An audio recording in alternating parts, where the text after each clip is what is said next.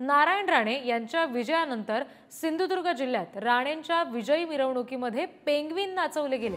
याची चर्चा संपूर्ण राज्यभरात आता सुरू झाली आहे। आदित्य ठाकरे यांना डिवचण्यासाठी राणेंच्या कार्यकर्त्यांकडून हा प्रयत्न केला गेलाय। यापूर्वी नारायण राणे हे बांद्रा विधानसभा निवडणुकीमध्ये पराभूत झाले होते। त्यावेळेला राणेंच्या पराभवानंतर शिवसैनिकांनी कोंबडी नाचवली होती आणि त्याचाच वचपा काढण्यासाठी राणेंच्या कार्यकर्त्यांनी अशा पद्धतीने पेंग्विन नाचवून आदित्य ठाकरे यांना डिवचण्याचा प्रयत्न केलाय।